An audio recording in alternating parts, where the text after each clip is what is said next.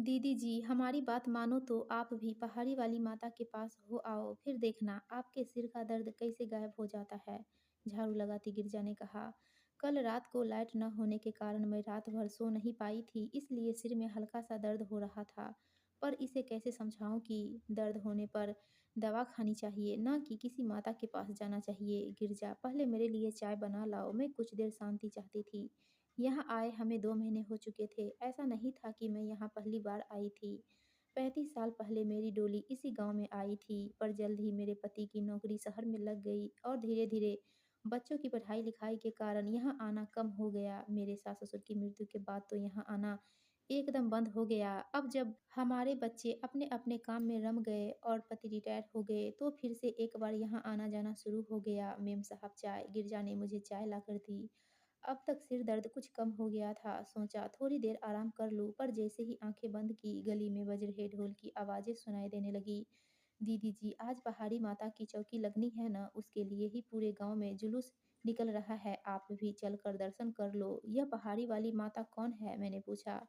पर गिरजा मेरी बात को अनसुना करके जय माता दी कहती हुई चली गई। थोड़ी देर बाद ढोल का शोर दूर जाता सुनाई दिया। तभी गिरजा आकर बोली, लो दीदी, माता रानी का प्रसाद। और फिर अपने काम में लग गई। कुछ दिनों बाद गिरजा ने मुझसे छुट्टी मांगी। मैंने छुट्टी मांगने का कारण पूछा तो बोली, दीदी माता की चौकी पर जाना है। मैंने ज़्यादा नानुकुर किए बिना छुट्टी दे दी। मेरे पति अपना अधिकतर समय मेरे ससुर जी के खेतों पर ही बिताते। सेवानिवृत्त होने के बाद यही उनका शौक था।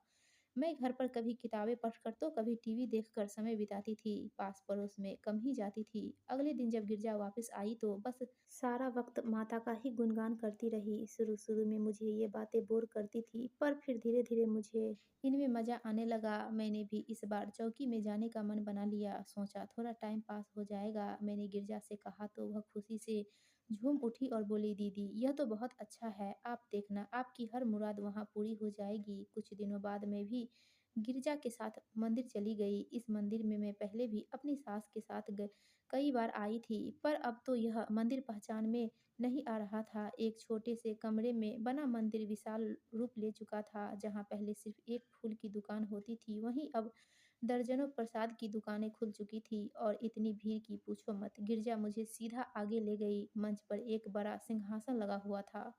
गिरजा मंच के पास खड़े एक आदमी के पास जाकर कुछ कहने लगी। फिर वह आदमी मेरी ओर देखकर मुस्कुराते हुए नमस्ते करने लगा। मैंने भी नमस्ते का जवाब दे दिया। गिरजा फिर मेरे पास आकर बोली, दीदी वह मेरा पड़ोसी मोहन है, जब से माता जी की सेवा में आया है इसके व्यारे न्यारे हो गए हैं। पहले इसकी बीवी भी मेरी तरह ही घरों में काम करती थी, पर अब देखो माता की सेवा में आते ही इनके भाग खुल गए। आज इनके पास सब कुछ है। थोड़ी देर बाद वहाँ एक 35-36 वर्ष की महिला आई, जिसने गेरुआ वस्त्र पहन रखे थे, माथे पर बड़ा सा तिलक लगा रखा था और गले में रुद्राक्ष की माला पहनी हुई थी। उसके मंच पर आते ही सब खड़े हो गए और जोर-जोर से माता जी की जय हो बोलने लगे। सबने बारी-बारी से मंच के पास जाकर उनके पैर छुए, पर मैं मंच के पास नहीं गई, न ही मैंने उनके पैर छुए। 25-30 मिनट बाद ही माता जी उठकर वापस अपने पंडाल में चली गई। माता जी के जाते ही लाउड स्पीकर पर जोर-जोर से आवाजें आने लगी, माता जी का आराम का वक्त हो गया है। भक्तों से प्रार्थना है कि लाइन में आकर माता के सिंहासन के दर्शन करके पुण्य कमाएं। अजीब नजारा था। लोग उस खाली सिंहासन के पाए को छूकर ही खुश थे। दीदी चलो, मोहन ने माता जी के विशेष दर्शन का प्रबंध किया है। गिरजा के कहने पर मैं उसके साथ हो गई। आओ आओ अंदर आओ। मोहन हमें कमरे के बाहर ही मिल गया। कमरे के अंदर से अगरबत्ती की खुशबू आ रही थी। हल्की रोशनी में माता जी आंखें बंद करके बैठी थी। हम उनके सामने जाकर चुपचाप बैठ गए। थोड़ी देर बाद माता जी की आंखें खुली। देवी, आपके माथे की रिखाएं बता रही है कि आपके मन में हमें लेकर बहुत सी उलझनें हैं। देवी, मन से सभी शंकाएं निकाल दो, बस भक्ति की शक्ति पर विश्वास रखो। उनकी बातें सुनकर मैं मुस्कुरा दी। कुछ देर रुककर वह फिर बोली, तुम एक सुखी परिवार से हो। तुम्हारे कर्मों का फल है कि तुम्हारे परिवार में सब कुछ ठीक चल रहा है। पर देखो देवी, मैं साफ साफ देख सकती हूँ कि तुम्हारे परिवार पर संकट आने वाला है। यह संकट तुम्हारे पति के पिछले जन्म के कर्मों का फल है। और माता जी ने एक नज़र मुझ पर डाली। संकट? माता जी कैसा संकट? मुझसे पहले ही गिरजा बोल पड़ी।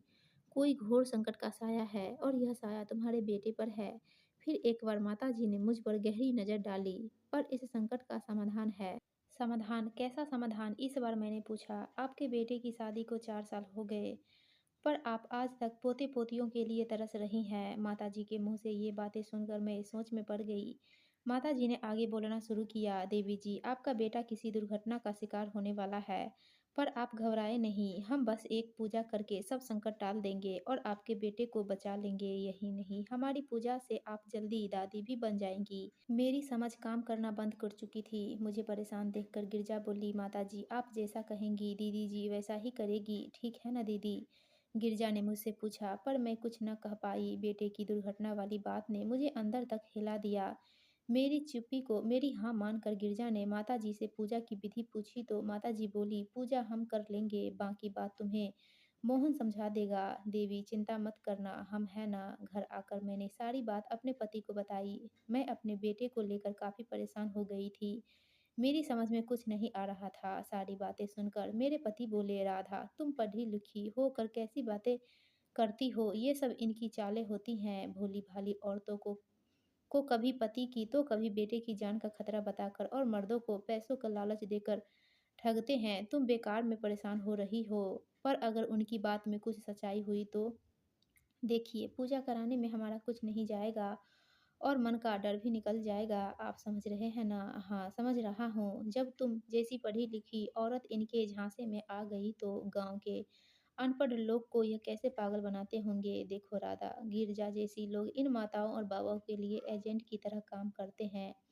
तुम्हारी समझ में क्यों नहीं आ रहा? मेरे पति गुस्से से बोले, फिर मेरे पास आकर बोले, तुम इन माता को नहीं जानती। कुछ महीने पहले यह अपने पति के साथ इस गांव में आई थी। पति महंत बन गया और यह माता बन गई। मंदिर के आसपास की जमीन पर भी गैर कानूनी कब्जा कर रखा है। हम लोगों को तो इनके खिलाफ कुछ करना चाहिए और हम भी इनके जाल में फंस गए। राधा, सब भूल जाओ और अपने दिमाग से डर को निकाल दो। पति के सामने तो मैं चुप हो गई, पर सारी रात सो नहीं पाई। अगले दिन गिरजा ने आकर बताया कि पूजा के लिए 10,000 रुपये लगेंगे। मैंने पति के डर से उसे कुछ दिन टाल दिया, पर मन अब किसी काम में नहीं लग रहा था। 2 दिन बीत गए। इन दोनों दिनों में मैं कम से कम 10 बार अपने बेटे को फ़ोन कर चुकी थी, पर मेरा डर कम नहीं हो रहा था।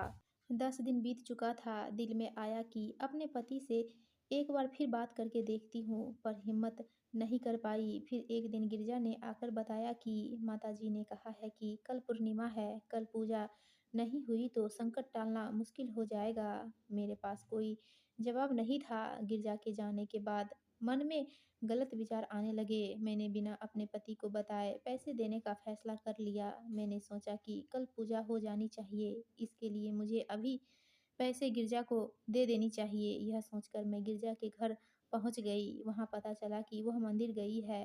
मेरे पति के आने में अभी वक्त था, इसलिए मैं तेज तेज कदमों से मंदिर की ओर चल दी। मंदिर में आज रौनक नहीं थी, इसलिए मैं सीधे माताजी के कमरे की ओर चल दी। माताजी के कमरे के बाहर मेरे कदम रुक गए। अंदर से गिरजा की आवाज़ें आ रही थी। मैंने तो बहुत कोशिश की माताजी, पर वह शहर की है, इतनी आसानी से नहीं मानेगी। अरे गिरजा, तुम नई नई इस काम में आई हो, जरा सीखो कुछ मोहन से। इसका फंसाया मुर्गा बिना कटे यहाँ से आज तक नहीं गया। यह आवाज़ माताजी की थी। यकीन मानिए माताजी, मैंने बहुत कोशिश की, पर उसका आदमी नहीं माना, साफ मना कर दिया उसे। अब तक मुझे समझ आ गया था कि यहाँ मेरे बारे में ही बातें चल रही थी।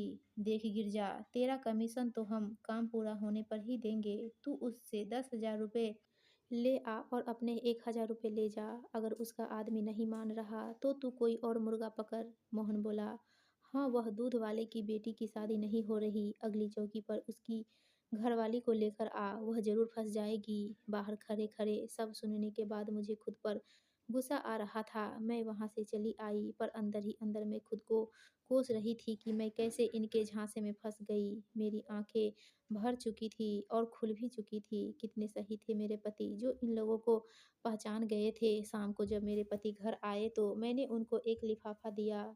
यह क्या है? उन्होंने पूछा। आपने ठीक कहा था, इन पाखंडियों के चक्कर में नहीं आना चाहिए। ये जाल बिछाकर इस तरह फंसाते हैं कि शिकार को पता भी नहीं चल पाता और उनकी जेब खाली हो जाती है। दोस्तों, आपको ये कहानी अच्छी लगी हो तो प्लीज़ वीडियो को लाइक कीजिए और चैनल को सब्सक्राइब